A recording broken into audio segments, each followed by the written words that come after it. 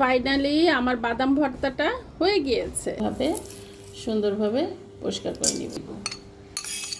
আসসালামু আলাইকুম, কি অবস্থা সবার, কেমন আছেন সবাই? আশা করছি আল্লাহর রহমতে সবাই সুস্থ আছেন, ভালো আছেন। আমিও আলহামদুলিল্লাহ বেশ ভালো আছি। তো এখন আমি বাদাম ভর্তা বানাবো। তো বাদামটাকে আমি সুন্দর করে ভেজে নিব। বাদাম ভর্তায় আমি কখনোই তেল ব্যবহার করি না, আমার ভালো লাগে না। তো ভালোভাবে চুলার জালটা একটু কমিয়ে নিয়ে তারপরে ভাজতে হবে, তা না হলে পুড়ে যাবে, কিন্তু আসলে হবে না। এই জন্য চুলার জালটা একদমই কমিয়ে নিয়ে সুন্দর করে সময় নিয়ে ভাজতে হবে।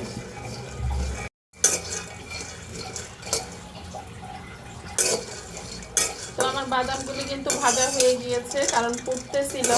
তো যখন পুড়তে থাকবে ঠিক তখনই কিন্তু বাদামগুলি ভাজা হয়ে গিয়েছে। এখন ঠান্ডা করে তারপরে খোসাটা ছাড়িয়ে নিব। আমি পেঁয়াজটা ভেজে নিব, সাথে একটু লবণ দিব। বাদামে যেহেতু প্রচুর তেল থাকে, যার কারণে আমি কিন্তু তেল ব্যবহারই করি না। এই জন্য তেল ছাড়া ভেজে নিচ্ছি পেঁয়াজ আর রসুন।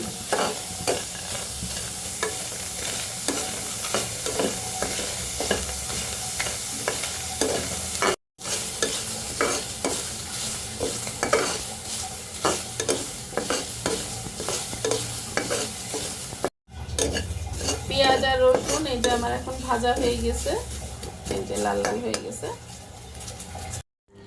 তো আমি এইভাবে যে সুন্দর করে কিন্তু খোসাগুলি সব ছাড়িয়ে নেব, কারণ কিছু নষ্টও থাকে এর মধ্যে। বেছে ভালো করে পরিষ্কার করে নিয়ে তারপরে সব কিছুকে একসাথে দিয়ে ব্লেন্ডার করে নিব। এই যে এইভাবে সুন্দরভাবে পরিষ্কার করে নিব। আমি এই যে বাদামটাকে ব্লেন্ডারে দিয়ে দিচ্ছি, সুন্দর করে বেছে নিয়েছি।